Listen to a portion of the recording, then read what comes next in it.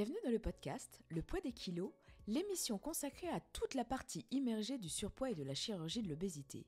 Alors bonjour, moi c'est Céline Sleeve, opérée de chirurgie bariatrique et ici, toutes les 2 semaines, que ce soit en solo ou avec des invités, on va parler de tout ce qui entoure les problèmes liés au surpoids, tous les non-dits en lien avec ce type de chirurgie. Que vous envisagiez une intervention chirurgicale, que vous souteniez un proche, ou que vous souhaitez simplement en apprendre davantage sur ce que traversent les personnes souffrant de surpoids, ce podcast est fait pour vous. Alors prenez un café, installez-vous et surtout préparez-vous à vous remettre en question sur les croyances fortement ancrées dans notre société concernant l'obésité. Le poids des kilos, c'est votre sas de décompression, notre boost de réconfort où la parole et les expériences de tous comptent.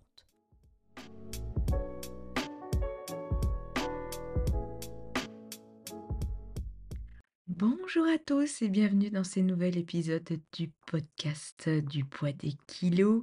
J'espère que vous allez bien, ça fait un petit moment que je suis parvenue vous voir, enfin, vous parler plutôt ici. Et ouais, ça passe, ça passe. Je me suis dit que pour cette reprise du podcast, pour ce premier épisode de la saison 2 au final, bah, ça me paraissait juste logique de revenir vers vous pour vous donner un petit peu des nouvelles suite, au dernier épisode où je vous ai laissé, c'était pas la grande forme, hein. Pour tous ceux qui n'ont pas écouté, ben, je vous invite à écouter cet épisode où je vous donne un petit peu de mes nouvelles et où je vous explique pourquoi, il n'y a pas eu plus d'épisodes que ça sur la saison 1, par manque de temps et surtout par rapport à un petit moral que j'avais, le retour de mes TCA et cetera. Donc déjà, une première chose, je tiens énormément à vous remercier parce que, suite à cet épisode, j'ai eu beaucoup, beaucoup de soutien. Aucun message, désagréable à lire par rapport, au retour de mes TCA. C'est quand même un sujet qui est pas évident à aborder ou même si on arrive à l'aborder, c'est pas évident d'en parler et de l'assumer. Je sais pas si assumer, c'est le bon mot, mais de dire ouvertement qu'après 8 ans de chirurgie bariatrique, j'ai été opérée d'une sleeve en 2016 et ben, il peut parfois avoir, un retour des TCA. Tout n'est pas forcément réglé, tout n'est pas forcément guéri et lorsque vous traversez des moments difficiles de votre vie, bah, parfois vous pouvez replonger et bah, oui, la chirurgie, ça ne guérit pas, hein, forcément des TCA. Alors ça se soigne, hein, il faut avoir un suivi pour ça et cetera, mais tout ne se fait pas en un jour et surtout pas quand ce sont des mécanismes qu'on a mis en place depuis l'enfance. Ça ne se règle pas comme ça, voilà. Donc, ne croyez pas parce que vous avez été opéré de chirurgie que tout va aller bien dans le meilleur des mondes. Je le dis bien sûr à chaque fois. Il y a certaines choses, si vous ne les réglez pas à côté, la chirurgie ne va pas tout faire, à elle-même. Voilà, donc ça me paraissait déjà pour mon retour juste normal de vous donner de mes nouvelles et de vous remercier vraiment du fond du cœur pour toute la bienveillance que vous avez eue suite à cet épisode. Et donc, c'est tout naturellement que je me suis dit que pour ce premier épisode de la saison 2 du podcast, c'était normal de revenir avec vous pour vous donner de mes nouvelles avant d'enchaîner sur les prochains épisodes de la saison. Je me dis que ça peut faire un bel épisode d'intro. Ça me permet en même temps de vous donner les solutions, même s'il n'y a pas de solution au TCA à proprement dit, de vous dire comment j'ai réussi à calmer mes TCA, comment j'ai réussi à sortir de cette espèce d'engrenage dans lequel j'étais rentrée depuis le début du mois de janvier de cette année et ce qui s'est passé au cours, du mois d'août et du mois de septembre. Ce qui fait que maintenant je peux vous dire que ça va mieux à l'heure actuelle où je vous parle. Du coup, soyez rassurés pour tous ceux qui s'inquiétaient, ça va mieux. J'ai enfin réussi à mettre en place des solutions, solutions que j'avais déjà en tête, mais qui ont enfin réussi à se concrétiser, en cette fin d'année 2024 et donc du coup, c'est avec beaucoup de soulagement, avec beaucoup d'apaisement, de sérénité retrouvée que j'aborde avec vous cette nouvelle saison. Donc je trouvais juste normal de vous expliquer comment j'ai réussi à en arriver à cet état après tout le stress et l'état d'anxiété dans lequel j'étais en ce début d'année 2024. Alors, tout d'abord, il y a un truc sur lequel il faut que vous ayez conscience, on a tous une vie différente, on a tous un contexte de vie différent, des problèmes, à affronter, qui sont plus ou moins présents en fonction, de tel ou tel moment de votre vie et là-dessus, on n'est vraiment pas tous égaux parce qu'on n'est tout simplement pas tous au même moment de notre vie et on n'est pas forcément tous confrontés aux mêmes problèmes puisque pas les mêmes métiers, pas le même entourage, et cetera, et cetera. Ça fait d'ailleurs partie de tous ces facteurs à prendre en considération dans la réussite, d'une chirurgie bariatrique aussi. Tout ce qui est facteurs extérieurs sur lesquels on n'a pas du tout le contrôle et qui vont inévitablement avoir un impact sur votre état d'esprit, donc possiblement sur, votre morale et votre manière de manger et donc tout l'impact que ça peut aussi avoir après sur votre état physique. Il y a quand même dans cette histoire aussi une grande part de chance. Parfois, on a beau vouloir essayer de mettre des choses en place, ça ne marche pas. Les planètes, je dirais, pour faire une petite métaphore, ne sont tout simplement pas alignées. C'est peut-être tout simplement pas le bon moment. Vous avez beau essayer de mettre en place des choses, de vouloir vous sortir, il y a toujours quelque chose, le destin qui vous fait comprendre que non, c'est pas encore maintenant que ça va se faire, c'est pas encore maintenant que tu vas t'en sortir, c'est pas encore maintenant que les emmerdes vont se terminer. Donc c'est pas évident, dans tout ça, il y a, comme je disais, une part d'incontrôlable, je dirais du coup une part de chance. Fort heureusement de mon côté, la part de chance a fini par arriver, la roue a fini par tourner et enfin j'ai réussi à mettre concrètement en place les solutions que j'avais en tête depuis des mois et qui jusqu'à présent étaient juste impossibles à mettre en place concrètement. Donc je dirais pour résumer la situation dans un premier temps, pour sortir d'une situation dans laquelle on se sent englué, il faut une grande part de patience, ça c'est sûr, d'optimisme. Gardez espoir les amis. Franchement, gardez espoir, mais surtout de persévérance. Croyez toujours en l'avenir. Ce qui doit arriver arrivera. Et si vous vous battez jusqu'au bout, si vous êtes convaincu au fond de vous-même que la solution est là, même si ça n'arrive pas tout de suite, si vous vous en êtes convaincu, forcément à un moment donné, le destin fera en sorte que ça se réalise. Mais voilà, il va falloir de la persévérance, il va falloir être têtu. Et pour les gens qui commencent à me connaître, ils savent que je suis déterminée et je pense sincèrement que ma détermination, en tout cas dans ces problèmes-là qu'il y avait ces derniers mois, a payé. Mais ça n'a pas été sans fatigue, sans frustration, sans stress et sans doute, c'est clair, il y a eu des doutes. Il y a eu des moments où je me suis dit: «Ça changera jamais, ma situation, notamment à mon travail, vous l'avez compris, ne changera pas. Je vais baisser les bras» et non, à chaque fois dans ma tête, j'avais cette petite voix qui me disait: «Céline, continue, persévère, ça va aller, ça va le faire, crois en toi, ne lâche rien» et je n'ai absolument rien lâché. Il y a aussi une autre chose, quand vous voulez sortir d'une situation inextricable, qui est la plus grande leçon de vie et là je reprends les mots de Victor Bramy dans son podcast Obèse, un de ses derniers épisodes, je ne sais pas lequel, si vous ne connaissez pas Victor, je vous en supplie, allez écouter son podcast Obèse au pluriel. C'est juste un petit bijou d'écoute. Si vous êtes concerné par tout ce qui est le poids et la chirurgie bariatrique, foncez-y. Je ne peux que vous conseiller. Donc Victor disait dans un de ses épisodes, la plus grande leçon à tirer de la vie, c'est qu'on n'arrive à rien sans demander de l'aide. J'ai réussi à sortir de cette situation compliquée qui m'a fait retomber dans mes TCA parce que j'ai eu le courage d'aller demander de l'aide. Et je ne vous cache pas que tout a commencé réellement à se décanter du moment où j'ai crié à l'aide à la médecine du travail, où j'ai crié à l'aide auprès de professionnels de santé en disant là, je ne vais pas y arriver, il faut que vous m'aidiez. La situation dans laquelle je suis, je sens que je lâche. Être en bonne santé, c'est pas seulement être en bonne santé physique, c'est aussi être en bonne santé mentale. Et là, le mental, ça n'allait pas du tout. J'ai arrêté de me voiler la face en me disant: «C'est qu'une période, ça va passer». Non. Quand le mental ne va pas, ensuite ça a forcément des conséquences indirectes sur le physique quoi qu'il arrive, notamment avec le retour de mes TCA, il y a eu une petite reprise de poids, beaucoup de manque de confiance, ça n'allait pas et c'est à partir du moment où j'ai osé demander de l'aide que tout a commencé à se décanter. On n'arrive à rien, les amis, on n'arrive à rien en étant seul. Et je peux vous dire que cette prise de conscience, c'est vraiment ça, a fait bouger beaucoup de choses en peu de temps et vraiment très rapidement. Du moment où vous avez conscience que seul vous ne pourrez pas y arriver, du moment où vous prenez conscience qu'il va vous falloir de l'aide, vous avez déjà avancé de moitié dans votre processus d'aller mieux. Il y a autre chose, en plus de cette part de chance et de persévérance dans le fait qu'une situation peut changer, c'est qu'à un moment donné aussi, il faut savoir le temps de se mettre en pause. Ça, je vous en parlais déjà dans le dernier épisode, l'importance, même si vous avez l'impression que ça va vous faire prendre du retard, que vous allez stagner, l'importance de prendre une pause. C'est indispensable pour pouvoir vous recentrer sur vous-même.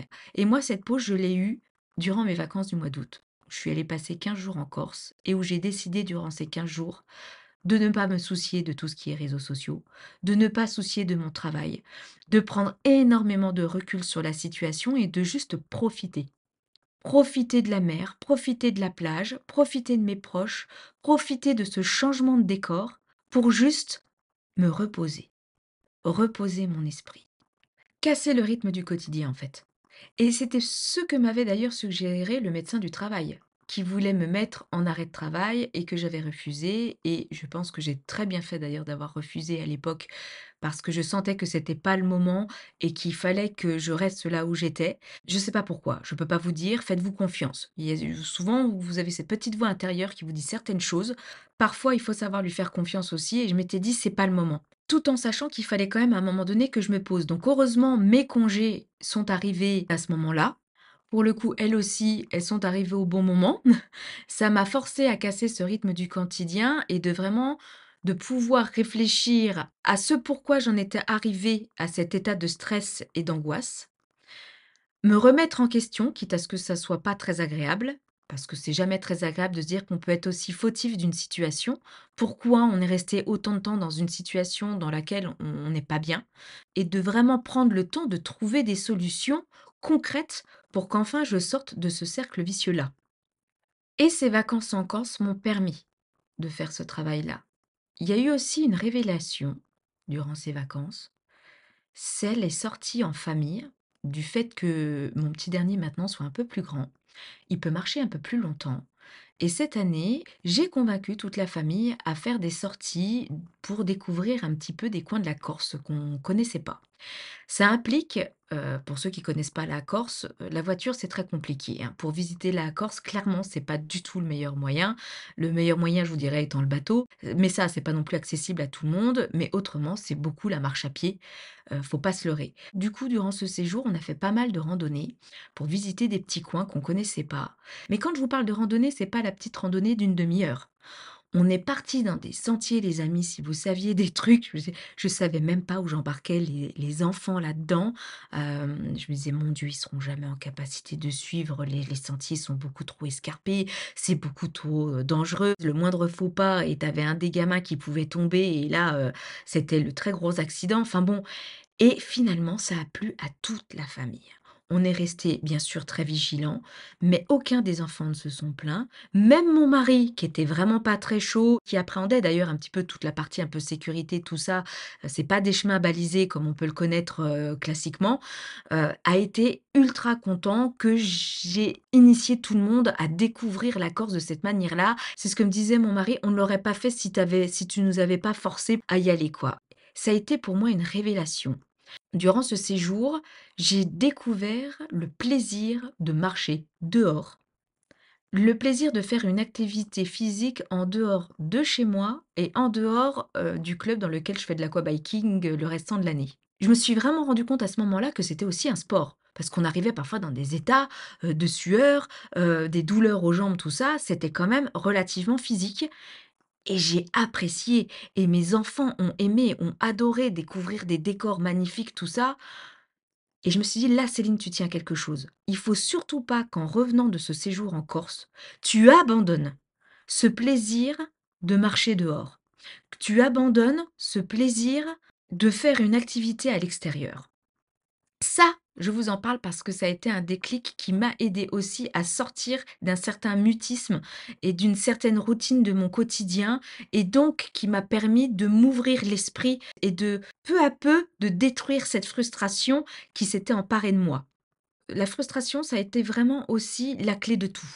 J'ai compris que j'étais retombée dans les TCA, que j'étais mal depuis le début d'année à cause d'une frustration.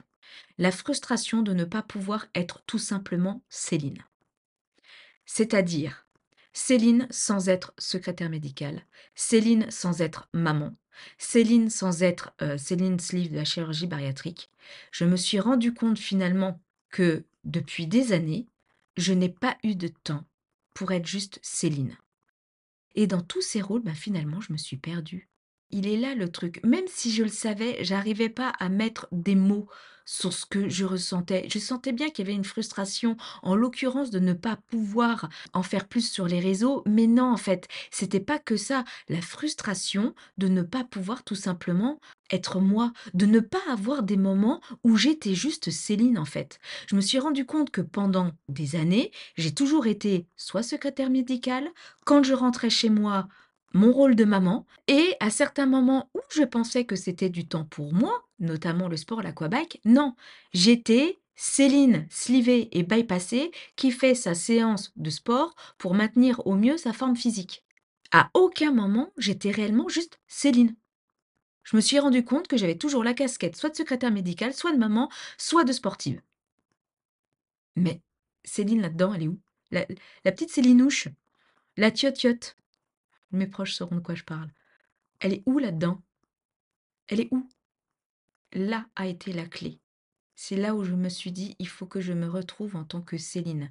Si tu te trouves des moments dans ton quotidien, ça ne veut pas forcément être dire tous les jours, hein, mais si tu trouves des moments régulièrement dans ta semaine où tu es juste Céline, je suis convaincue que tout ira mieux et que tout se décantera.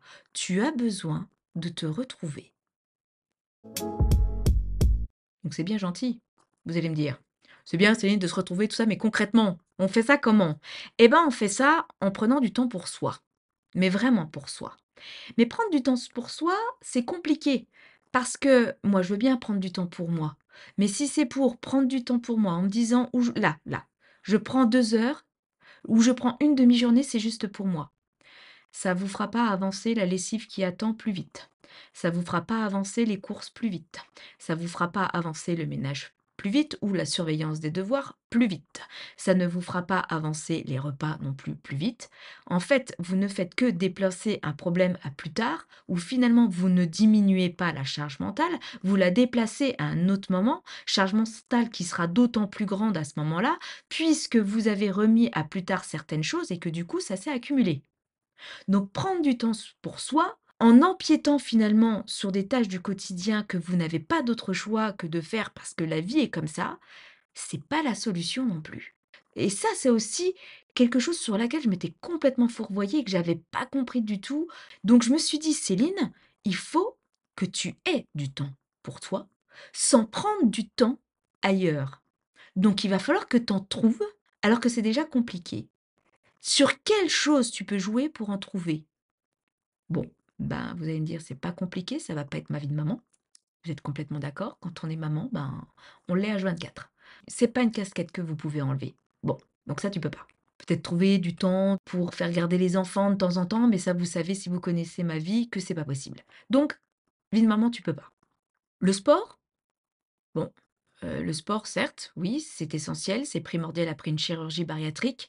Si tu veux continuer à maintenir ce que tu as mis en place depuis 2016, si tu veux essayer de maintenir une silhouette et que ces chirurgies, n'aient pas été faites pour, rien, tu es obligé de maintenir un minimum d'activité physique, tu le sais. La chirurgie à elle-même, je le rappelle, ne fait pas tout, vous le savez. Il va falloir que vous vous mettiez, quoi qu'il arrive, que ça vous plaise ou non, à une activité physique. Quelle qu'elle soit. Mais chirurgie bariatrique ou pas d'ailleurs, je vous dirais, ne restez pas sédentaire. Il faut bouger, vous n'avez pas le choix. Donc, le sport, bon, c'est un sport que t'aimes, tout ça, tu vas pas non plus rogner sur le sport. Tu peux pas. Il me reste une dernière chose qui me prend beaucoup de temps et qui n'arrange pas du tout mon moral, en plus de ça. La chose qui fait que si je rogne là-dessus, je sais que moralement déjà j'irai mieux, je serai moins fatiguée et qu'enfin j'aurai ce temps sans le prendre ailleurs, c'est-à-dire mon travail. Qu'est-ce qui vaut le coup? Gagner plus, être fatigué et pas avoir ce temps-là, ou gagner moins, avoir une coupure comme il faut et enfin avoir ce temps-là dont tu rêves depuis des années? C'est ce que j'ai tenté de faire depuis le début du mois de janvier, vous le savez. Sauf que ça n'a pas pu se faire parce que dans la vie, parfois, il y a des imprévus et que quand vous voulez quelque chose, bah, parfois ça n'arrive pas tout de suite. Mais la fille est têtue et quand quelqu'un est têtu et déterminé, eh ben, en général, on arrive à nos fins et donc j'ai réussi à, faire comprendre à notamment mon entourage professionnel qu'il fallait que j'ai ce temps-là, que je ne pouvais plus continuer comme ça. Le travail de secrétaire médical, c'est pas juste le travail. C'est, je pense, tous les gens qui sont confrontés au public. On vit à une époque où c'est très compliqué de vivre avec les autres, parce que les autres sont de plus en plus exigeants. Il y a la notion du tout de suite, maintenant. On est tellement habitué que tout nous soit servi sur un plateau d'argent. On vit quand même dans une société qui est ultra gâtée. La notion d'effort, la patience, bah, ça existe de moins en moins et ça se répercute énormément dans les échanges, intersociaux, je ne sais pas si on peut dire ça comme ça? Dans les interactions entre chaque individu, en fait. Ce travail commençait vraiment à avoir un impact négatif sur mon mental et à me prendre une énergie. J'avais plus d'énergie pour moi, j'avais plus d'énergie pour mes proches et à un moment donné, je me suis dit: «Mais attends, toute ta patience, tous tes sourires, toute ton amabilité, finalement, tu ne la réserves qu'à des gens que tu ne connais pas, que tu vois 10 minutes dans ta vie, au détriment de tes proches, de tes amis, de toi-même, où du coup, toute cette patience-là, tu ne l'as plus parce que tu l'as donnée aux autres et tu l'as plus pour les gens qui t'aiment réellement et qui sont là pour toi». C'est ridicule. C'est pas que je n'aime plus mon travail, c'est que j'ai de plus en plus de mal avec les interactions sociales. J'ai de plus en plus de mal avec, peut-être l'âge, hein, je sais pas, avec ces gens pourris gâtés qui sont convaincus qu'ils peuvent tout avoir tout de suite et maintenant.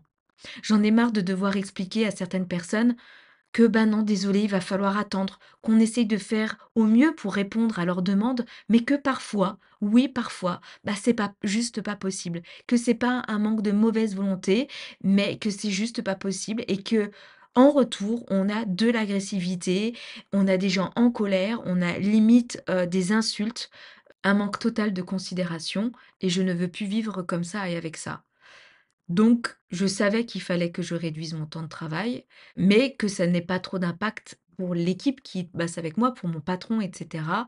Et donc, à partir du mois de septembre, il a été conclu des arrangements que je demande depuis longtemps, notamment le fait de baisser mon temps de travail, ce qui m'a été accordé, et de mettre aussi, quand je travaille, en place des choses pour qu'on travaille dans de meilleures conditions.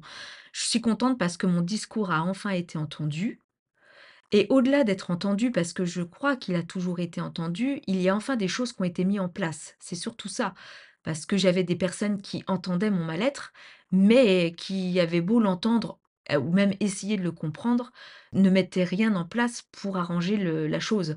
Et là, maintenant, enfin, ça a été mis en place. Alors c'est dommage, parce qu'il a fallu que j'en passe par des personnes extérieures. Encore une fois, je vous disais, seule, il y a certaines choses, vous ne pouvez pas y arriver, vous avez besoin d'aide.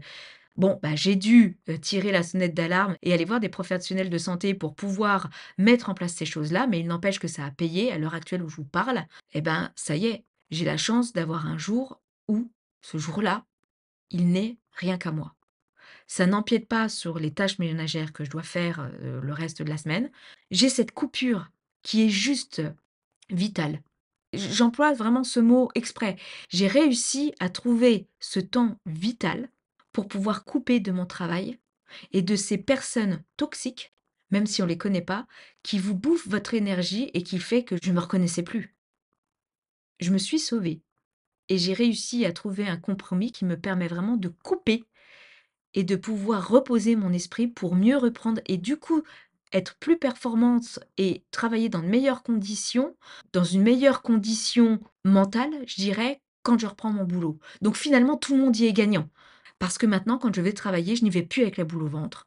J'ai la patience, j'arrive à sourire, je suis plus performante parce que je suis moins fatiguée parce que j'ai cette coupure. Bah, je me sens tout simplement mieux dans mes baskets, tout en continuant de maintenir mes séances de sport et même réussir à mettre en place de nouvelles activités physiques, comme la course à pied. Ceux qui me suivent sur Instagram le savent. Mon séjour en Corse a été ce déclic-là. Quand je suis revenue, je vous le disais tout à l'heure, quand je suis revenue Après ce séjour, j'ai dit: «Céline, il faut pas que tu abandonnes ce plaisir que tu as eu en faisant ces randonnées avec tes enfants ou même toute seule. Ce plaisir d'avoir ce moment où tu sors du contexte de la maison, tu sors du contexte du travail, tu sors même limite du contexte familial de ton quotidien pour t'aérer, non pas aussi, juste t'aérer physiquement, mais aussi t'aérer l'esprit». Et ben, j'ai mis en place la reprise de la course à pied. J'ai même fait les premiers repérages avec mes enfants qui m'ont suivie dans cette reprise au début. Alors maintenant, ils me suivent plus parce que je me suis rendu compte avec le temps qu'ils me freinaient plus qu'autre chose.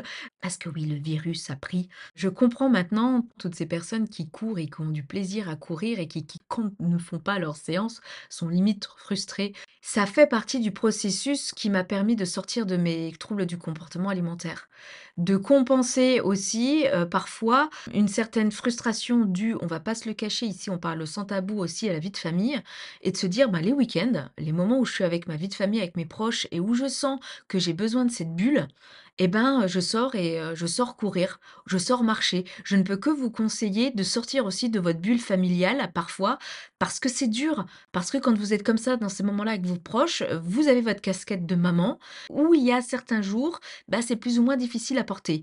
Et donc ce moment-là permet vraiment d'évacuer cette frustration, d'évacuer cette mauvaise énergie à travers, une marche à pied, à travers une course à pied. Vous dépensez aussi un petit peu d'énergie, vous faites bouger votre corps, vous faites aussi de l'activité physique. C'est bénef dans tous les domaines, et mental et physique. Enfin, je ne peux que vous conseiller de faire ce truc-là.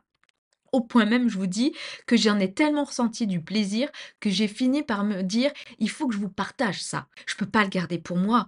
Il y a tellement de mamans, je suis désolée pour vous messieurs, sans doute vous aussi, mais là je parle vraiment en tant que femme et maman, où vous savez que ce temps qui est juste vous-même, sans aucune casquette, ils sont très rares. Et ben, ces petits temps-là où vous sortez de la maison juste pour marcher, ça permet de décanter tellement de choses. Ça permet de tellement vous apaiser et de retrouver une certaine sérénité que je me suis dit: «Je peux pas garder ça pour moi». Donc j'ai décidé de créer un groupe notamment sur Facebook qui s'appelle «Les motivés du week-end» pour partager cette nouvelle, lubie que j'ai avec la course à pied et pour pouvoir se motiver aussi les uns les autres. Si je fais aussi ce partage, c'est parce que je sais que quand on a comme ça quelque chose qui nous plaît énormément, l'entourage n'est pas forcément derrière vous, n'est pas forcément là à vous soutenir, ce qui est mon cas. Alors, je vais pas dire qu'ils sont contre ça, hein. Mon mari ne m'empêche pas d'aller courir et tout parce qu'il pourrait se dire: «Attends, tu es bien gentil, moi là tu me laisses 1 heure avec les gosses, j'ai peut-être pas envie». Après moi je lui interdis pas non plus de sortir de son côté, hein, que les choses soient claires, il faut que ce soit quand même équitable. Non, il m'interdit pas, mais il est pas là à me dire: «Bah, tiens, il serait peut-être temps que tu ailles courir» ou «C'est super ce que tu fais». Non, donc je me suis dit: «Il faut que je partage, ce plaisir-là et qu'en même temps on puisse se soutenir les uns les autres». Parce que ce soutien-là, bah, on l'a pas forcément non plus dans le cadre de notre entourage et parfois on a beau avoir du plaisir à faire de l'activité physique, la motivation n'est pas parce que, bah, la vie, c'est la vie, c'est pas un long fleuve quand tranquille, parce que parfois aussi, la forme physique n'y est tout simplement pas. Alors, c'est aussi une manière de montrer que même quand la forme physique n'y est pas, ça ne vous empêche pas de quand même sortir tout en ralentissant le rythme ou la durée de la sortie, mais il faut sortir quand même. Donc voilà, j'ai décidé de créer ce groupe-là pour transmettre ma motivation. Ça faisait déjà un moment, vous savez que sur Instagram, je vous partage, c'est peut-être d'ailleurs la plupart des partages que je fais sur Instagram en story, c'est ma petite routine de mon aquabike. Je crois que mes stories vestiaires sont connues de tous. Sinon, c'est que vous me suivez pas sur Instagram, très clairement. Et beaucoup de gens, suite à ces stories, me disent, on est vraiment admiratifs parce que, ça peut être redondant, mais en même temps, ça prouve à quel point tu es constante dans ton activité physique et pour moi aussi, c'est un moyen de vous prouver qu'avec une, chirurgie bariatrique ou même sans, c'est important d'être constant. Moi, je mets vraiment l'accent sur la régularité, pas forcément sur la performance. Mon but, c'est pas, là j'ai repris la course à pied, c'est pas de faire un marathon. Ça ne veut pas dire que je ferai jamais de marathon, même si à l'heure actuelle où je vous parle, franchement, j'y crois pas. Mais je me l'interdis pas non plus. Après tout, sait-on jamais. C'est surtout pour vous montrer qu'il faut continuer à être régulier. Vous aurez plus d'avantages et plus de bénéfices à être régulier quand vous faites une activité physique que, de faire une activité dans la performance que 2 heures durant la semaine ou 3 heures à limite vous en dégoûter tellement vous êtes fatigué et que vous avez trop fatigué votre corps d'un coup. La régularité, les amis, c'est la clé et c'est ce qui fera que sur le long terme, ça vous évitera une grosse reprise de poids. Je le dis volontairement, ça vous évitera une grosse reprise de poids parce que je vais pas vous dire que ça va vous éviter une reprise de poids, c'est pas vrai.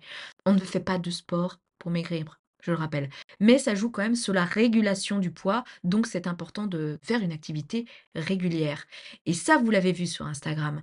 Et donc je me suis dit: «Il faut que j'aille plus loin», en créant un groupe pour tous ceux qui veulent me suivre dans cette aventure, puissent avoir le loisir aussi, eux, de partager leurs petites victoires, de partager aussi cette régularité et de pouvoir échanger entre nous et se soutenir quand il y en a un qui commence à flancher. Et je suis vraiment contente parce qu'à l'heure actuelle où je vous parle, est-ce que j'ai mon portable là? Attendez, je vous dis ça. À l'heure actuelle où je vous parle, nous sommes les amis sur le groupe 107 membres. Je pensais au départ que je vous cache pas, je j'échangeais avec une petite dizaine d'entre vous vraiment concernant le sport et je m'imaginais qu'on serait pas plus d'une vingtaine. Quand je vois que sur le groupe on est 107, vous n'imaginez pas à quel point ça me fait juste ultra plaisir et même il commence à y avoir des interactions, sans forcément que je sois présente entre vous dans ce groupe-là. On est en plus dans cette même, comment vous dire? Cette même volonté de se soutenir et de ne pas se comparer. De se féliciter à chaque fois que quelqu'un se met juste à bouger, quel que soit le résultat de sa performance, vous voyez? Ah et ça, je sais que ça vous apporte beaucoup, vous êtes nombreux à me dire: «C'est juste super, continue comme ça», mais vous imaginez pas le bonheur que ça m'apporte de partager avec vous là-dessus et de voir finalement le succès, que ça a eu, vraiment. Tout ça pour vous expliquer comment finalement j'ai réussi à trouver des solutions et pour vous dire que, ben, rien n'est impossible en fait et que parfois il faut juste beaucoup de patience. Se dire que les choses n'arrivent peut-être pas tout de suite, ça ne veut pas dire qu'elles n'arriveront pas et que faut toujours croire en la petite voix qui est en vous. Même si vous avez l'impression que le destin, fait que, c'est pas possible, ça pourra jamais se faire en fait. Je vais pas vous dire que tout est réglé au niveau de mes TCA, mais ça va beaucoup mieux depuis que, effectivement, j'ai plus de temps. Depuis que j'ai repris la course à pied, en plus de maintenir mon aquabike. Depuis que j'ai compris que, il me faudrait aussi du temps pour me remettre de tout ça. Je vous disais que j'ai du temps pour moi, je m'étais dit: «Ouais, super, du coup, je vais avoir du temps pour pouvoir aussi être plus présente avec vous sur les réseaux ou ici avec le podcast» et finalement, bah, mon corps, il me fait comprendre que ça va peut-être pas être si simple et les choses vont peut-être pas se mettre en place aussi rapidement que je l'aurais cru. Pas parce que j'ai pas le temps, pas parce que, l'organisation n'est pas là, tout simplement parce que mon corps est fatigué, tout simplement parce que mon mental est fatigué. Je me rends compte que ça fait des années que je suis, finalement crispée, que je subis. Vraiment, je subis ma vie, en fait. C'est terrible à dire ce mot, mais c'est ça. Il y a vraiment un moment où je subissais ma vie et que le corps comme le mental ne se remet pas aussi rapidement que ça. On met du temps à plonger. On met du temps à remonter et c'est pas parce que maintenant que vous avez, on va dire le planning optimal pour pouvoir faire les choses au mieux, que vous allez arriver à le faire de suite parce que, bah, il faut un certain temps aussi pour le corps de se remettre de ces traumatismes-là et c'est fou en fait de m'entendre le dire, c'est vraiment des traumatismes, je me rends compte. J'ai vraiment vécu, ces derniers mois comme un traumatisme en fait, hein et le corps parle, hein et c'est fou, vous voyez, je parlais avec, ma nouvelle collègue, qui me disait depuis que donc je réussis un petit peu à avoir tout ce temps-là et que les choses se sont, notamment bien apaisées à mon travail. Elle me dit: «Même ton corps, même ta manière d'être a changé». Elle me dit, «Quand j'ai commencé à te connaître, tu étais très crispée, tu avais la tête qui était rentrée dans les épaules et on sentait que tu étais toujours un peu sur tes gardes». Elle me dit: «Maintenant je te vois, tu as les épaules ouvertes, tu as une posture qui est pas du tout la même et tu as une manière de parler aux gens, qui est complètement différente, quoi». Elle m'a dit: «Tu es beaucoup plus ouverte et c'est incroyable le changement, en fait, même inconscient que ça a, engendré». Et avec ces mots à elle, je me suis vraiment rendu compte de l'impact de oui, du mal-être dans lequel j'étais vraiment ces derniers mois, quoi. Clairement, j'allais pas bien, quoi et on s'en remet pas comme ça. Cet épisode me permet aussi de vous dire comment je réussis à m'en sortir. Effectivement, j'ai beaucoup moins de TCA aussi, hein, il y a pas que la posture qui a changé ou ma manière de m'exprimer, il y a aussi les TCA. Je suis moins stressée, donc j'ai moins de TCA. Ça veut pas dire que j'en suis guérie, hein, je dis pas ça. Je sens que je suis encore fragile, mais je sens aussi que je suis sur la bonne voie. Aussi, j'ai conscience d'une chose, c'est que ça peut revenir. En fait, c'est comme la reprise du poids, ça peut revenir. Et le fait de se dire que c'est pas forcément de notre faute, ben, on culpabilise un peu moins. Et sachant qu'il y a moins de culpabilité, bah, il y a peut-être moins aussi d'envie de compensation. Quand je mange plus du tout comme, je pouvais parfois manger, quand ça n'allait pas, quoi. Je m'en rends bien compte, j'ai moins faim aussi, hem enfin, j'ai moins faim, j'ai moins envie de compenser, j'ai moins envie de combler ce vide parce qu'il faut pas confondre faim et combler un vide à l'intérieur du ventre. Je commence à faire la différence, ça met du temps, hein, ça met du temps. Oui, je sens que je suis dans une bonne période et à quel point le contexte de vie, encore une fois, joue sur notre rapport à l'alimentation quand on a été fragile à ce niveau-là. Quand on a eu des problèmes avec l'alimentation et un rapport pas forcément très sain. Donc voilà, j'en arrive à la fin de cet épisode. Je le voulais un peu plus court, mais je suis pas sûre, qu'il soit plus court que les autres, finalement. Vous me connaissez. Je trouvais ça important et surtout, comment vous dire? Ça me paraissait normal de vous donner des nouvelles, en fait, c'est ça. Pour moi, c'est une forme de respect de vous dire ce qu'il en est, de vous tenir au courant, de pas vous laisser sur ce dernier épisode du mois de juillet dans l'état dans lequel j'étais, même si on sentait que ça commençait à aller mieux, de vous tenir informé. Je me voyais pas enchaîner tout de suite la saison 2 du podcast avec des invités et cetera, sans vous tenir à courant de mon état d'esprit. Et aussi sans vous tenir informé également de ce à quoi vous pouvez vous attendre dans cette saison 2. Alors bien sûr, hein, il y aura des prochains épisodes, notamment avec des invités. Je vous cache pas que je compte dans cette saison peut-être faire intervenir plus de personnes extérieures et faire moins d'épisodes en solo. Maintenant, avant de prendre cette décision-là, je voulais quand même aussi votre avis, puisque c'est actuellement pour l'instant le dernier épisode de solo que je compte faire. Est-ce que vous voulez malgré tout que je continue parfois de temps en temps à vous revenir comme ça, toute seule? Est-ce que ça vous plaît de juste m'écouter parler et pas forcément échanger avec d'autres personnes? Dites-moi si vous voulez du coup d'autres épisodes solo ou si le fait de maintenir ce podcast sur un mode d'échange avec d'autres personnes, ça vous convient et que vous en attendez pas forcément plus. D'un point de vue régularité, ça va dans la lignée de ce que je vous ai dit depuis le début. Je vais prendre le temps de faire les choses, avec plaisir sans me fatiguer. Le but est pas de j'ai quitté un stress de travail, ça n'est pas pour en retrouver un autre en me mettant la pression avec les épisodes du podcast. Donc oui, je reprends les enregistrements avec certaines personnes, tout ça, mais ça demande du travail d'enregistrement, du travail de montage. Le but est pas de me fatiguer à ça non plus, donc on va rester actuellement, je pense, à un épisode tous les mois et peut-être, si, je vois que ça marche bien, parfois ça sera peut-être moins d'un mois, mais je me fais pas d'illusions. C'est quand même, comme je le vous disais, beaucoup de temps à consacrer et le but est pas de consacrer tout ce temps-là au podcast ou aux vidéos. Parce que oui, je compte aussi reprendre les vidéos YouTube. Et oui, oui, oui, vous êtes nombreux à me le demander. J'ai aussi l'envie, je vous le cache pas, de revenir un petit peu à mes premières amours. Ça, c'est aussi la nouveauté, je pense, en cette, rentrée 2024. Il y a aussi des vidéos YouTube qui vont arriver. Mais voilà, ce sera toujours fait avec plaisir et au moment où j'en ai vraiment l'envie, au moment où je serai en forme aussi pour le faire. Il faut que je pense à moi, il faut pas oublier que je suis pas médecin, je suis pas coach, je suis une patiente comme vous, opérée de chirurgie bariatrique et j'ai besoin de me soigner et ça implique de ne pas mettre toute son énergie non plus dans les partages, même si ça me provoque énormément de plaisir et que vous savez à quel point j'adore parler. Je suis une patiente et il faut aussi que je prenne soin de moi. Voilà, allez, je vais vous laisser parce que je pense que ça fait déjà pour ceux qui adorent m'écouter blablater, vous êtes servis encore une fois. Si vous m'écoutez avec en train de faire une activité physique, vous êtes les meilleurs, vous êtes des warriors. Continuez comme ça. Oui, ça fait mal. Oui, vous suez. Oui, vous êtes essoufflés. Mais purée que c'est bon. J'allais dire un gros mot, vous l'avez compris. Vous êtes plus fort que vous le pensez.